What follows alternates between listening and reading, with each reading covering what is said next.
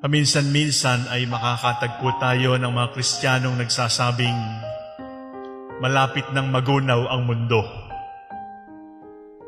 At lalapit kayo sa akin at tatanungin ninyo ako, malapit na nga po bang magwakas ang mundo? Ang sagot ko ay pareho sa lahat ng nagtatanong, opo. Malapit na pong magwakas ang mundo. Yung pagwawakas ng mundo ay usapan na ito simula pa nang umakyat ang Panginoong Jesucristo sa langit. Kasi ang sabi po ay hindi mamamatay yung mga nakakita sa Panginoon na hindi nakikita yung kanyang muling pagbabalik. So the second coming of Christ was considered immediate. The second coming of Christ was considered very soon because it will not happen in the next generation. It will happen in this generation. So people were so concerned about the second coming of Christ.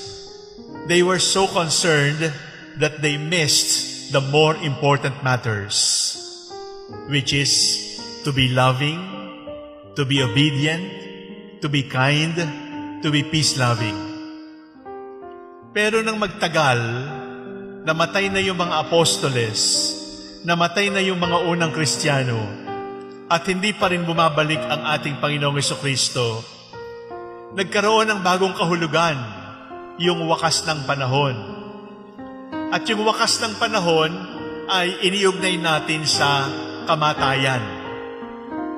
Kung papaanong ang Panginoon ay darating sa araw na hindi natin inaasahan, ang sabi ay ang Panginoon ay darating at yon ay mangyayari kapag ikaw ay namatay. So magtatanong ulit tayo, kailan ho ako mamamatay? Ang sagot ko sa iyo, malapit na. At sasabihin ko rin sa inyo, ako rin, malapit na akong mamatay. Sapagkat nung tayo ipanganak, alam na ng Diyos kung hanggang kailan tayo mabubuhay. Hindi na yun uurong. Alam na yun kung kailan tayo mamamatay. Hindi natin alam, pero alam ng Diyos. At lahat tayo may taning ng buhay.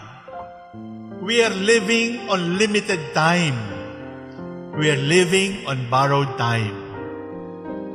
So pagkatapos po, naisipin nila na hindi pa naman babalik ang Panginoon, pinalitan nyo na maghanda ka kasi ikay mamamatay ng hindi mo inaasahan. Pero marami namang mga taong nabuhay ng matagal. Akala mo, mamamatay kasi pinanganak na premature, pero umabot ng 90. Akala mo, mamamatay kasi mahina bilang baby, pero umaabot ng matagal na buhay. Akala mo, mamamatay kasi inatake sa puso. Nakakatatlong atake na, buhay pa rin. And then, nagtatanong tayo, yun ba talaga ang dapat nating paghandaan? Yung bang malapit ka nang mamatay kaya mag-ingat ka na? O malapit ng katapusan ng mundo kaya magpakabait ka na? Hindi yon ang pinag-uusapan. Ang pinag-uusapan ay time is gold. You cannot bring back yesterday. And therefore, if you wasted your yesterday, it is lost. If you waste your today, the yesterday of tomorrow is also lost. Ang ibig sabihin, maikli ang panahon. And ubusin natin ang ating panahon sa pagbabalik loob, sa pakikipagkaibigan. Ubusin natin ang ating panahon sa paghingi ng tawad at pagpapatawad. Busin natin ang ating panahon sa pakikipagkaibigan at paglawak ng mas marami pang kaibigan. Bakit? Kasi kaunti lang ang ating panahon. Kapag ganoon ang ating naging pamumuhay, hindi na nakakatakot ang wakas. Kasi alam mo, lahat ng kahapon mo ay kayamanan. Alam mo na wala kang sinayang na ngayon. Alam mo na ang kinabukasan mo ay maganda sapagkat pinaganda mo ang kahapon at ngayon. Do not worry about the end of the world. Do not worry about when or where or how you will die. Rather, worry about the time you are wasting. Sasandali lang ang panahon, nakikipag-away ka pa. Sasandali lang ang panahon, ayaw mo bang mag-sorry? At ayaw mo pang tanggapin yung sorry? Sasandali lang ang panahon, ayaw mo pang magmano sa nanay mo? Sasandali lang ang panahon, ayaw mo pang makipagbati sa kaibigan mo? Sasandali lang tayo dito.